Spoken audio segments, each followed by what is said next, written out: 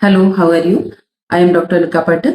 बच्चों, आज मैं आपको ब्लूम टैक्सोनॉमी के अगले पार्ट को बताऊंगी। पिछले वीडियो में मैंने आपको बताया था कि ब्लूम टैक्सोनॉमी किसने इजाद की थी, ब्लूम टैक्सोनॉमी क्या होती है और उसके कौन कौन से डोमेन होते हैं, उनके बारे में मैंने डिस्कस किया था।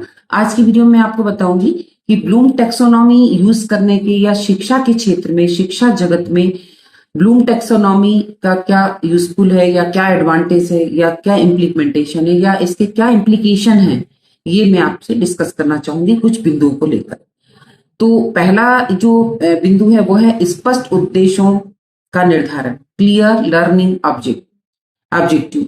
यह स्पष्ट शिक्षण उद्देश्य का निर्धारण से मतलब होता है कि यह शिक्षक को यह तय करने में मदद करता है कि छात्रों को क्या सिखाना है, वो क्या सीखेंगे और क्या सीखकर अचीव करेंगे, जैसे ज्ञान, समझ, प्रयोग, विश्लेषण, संश्लेषण और मूल्यांकन। तो इसमें वो बच्चे ये देखेंगे कि वो क्या सीख रहे हैं, क्या समझ रहे हैं, क्या प्रयोग कर रहे हैं और क्या उसका अच्छाई और बुराई देख रहे हैं।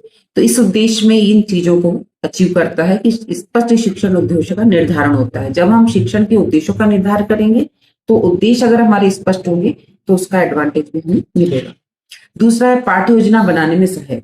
तो जो ब्लूम टैक्सोनॉमी है, जब हम टीचर लेसन प्लान बनाते हैं तब वहां पर हमें यह ब्लूम टैक्सोनॉमी मदद करती है। कैसे मदद करती है कि कोई कठिन टॉपिक को सरल करके हमको कैसे पढ़ाना है, कोई गतिविधि कराकर, कोई क्वेश्चन आंसर सेशन कराकर, इस टाइप से हम कराकर उसको इजी बना सकते हैं।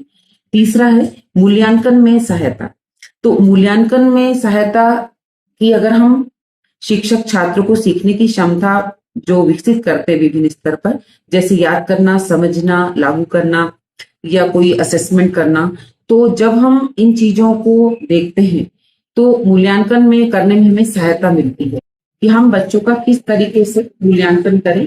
ये ब्लूम टैक्सोनॉमी में बताया जाता है कि कौन से विषय को हम थ्योरेटिकल में लें, कौन से प्रैक्टिकल में लें और कैसे उसका मूल्यांकन करें। कोई असाइनमेंट के द्वारा भी कर सकते हैं, हम एग्जाम के द्वारा भी कर सकते हैं, उसकी कोई परफॉर्मेंस देखकर भी कर सकते हैं, कोई एक्टिविटी के द्वारा भी कर सकते हैं। तो ब्लूम टैक्सोनॉमी हमें यह एडवांटेज देती है कि हम उसका मूल्यांकन कैसे करें। फिर छात्र केंद्रित शिक्षण को बढ़ावा।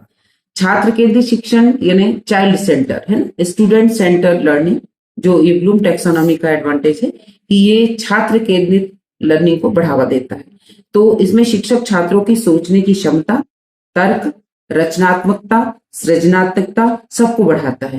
तो मतलब कि छात्र केंद्रित मतलब छात्र को ही ध्यान में रखकर हमको पढ़ाना है कि वो कैसे समझता है, किस मेथोडोलॉजी से समझता है, किस टेक्नोलॉजी से समझता है। इन चीजें के लिए हमें ये ब्लूम टैक्सोनॉमी मदद करती है। शिक्षण में विविधता। तो शिक्षण में विविधता से मतलब है इनकरेज वेराइटी ऑफ टीचिंग। तो डिफरेंट टाइप की टीचिंग से मतलब होता है कि जैसे हम रटने पे बल ना दें। पहले समय में क्या होता था, रटने पे बल दिया जाता था, रट के लिखा जाता था, लेकिन आजकल ऐसा नहीं है। तो बल्कि सोचने, विश्लेषण करने, समझने या समस्या समाधान करने या करके देखने में विश्वास करता है ब्लूम टैक्सोनॉमी। इसलिए शिक्षण में विविधता को ये बढ़ावा देता है।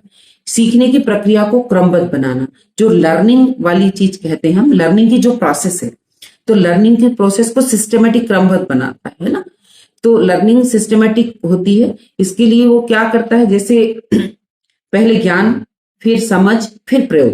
पहले ज्ञान लेना, फिर समझना, उसको अंडरस्टैंड करना, फिर उसको प्रयोग में लाना। तो इस प्रकार वो क्रमबद्ध तरीके से सीखने को महत्व देता है। शिक्षण के परिणाम जो मापने योग्य बनते हैं। तो शिक्षण के जो परिणाम होते हैं वो मापने योग्य बनते हैं। कैसे मापने योग्य बनते हैं? शिक्षक आसानी से देख सकते हैं कौन सा छात्र किस स्तर तक पहुंचा है, क्योंकि जब वो टीचर पढ़ाता है तो उसे पता रहता है कि कौन कौन से क्वेश्चन नॉलेज को बिलोंग कर रहे हैं, कौन से कॉम्प्रिहेंशन को, कौन से एनालिसिस को, कौन से एप्लीकेशन को। तो इस टाइप से वो जब क्वेश्चन करता है बच्चे जवाब देते हैं, तो उसके द्वारा शिक्षण के परिणाम मापने योग्य बन जाते हैं और ये शिक्षक के लिए एक लाभ का काम करता है और उसको ये मदद करता है ब्लूम टैक्सोनॉमी। तो आज हमने ब्लूम टैक्सोनॉमी के शिक्षा जगत में या शिक्षक के लिए कौन कौन से लाभ होते हैं, कौन कौन से एडवांटेज हैं, कौन कौन से इम्प्लीकेशन है, इसके बारे में डिस्कस किया। आज के लिए इतना ही। Thank you so much.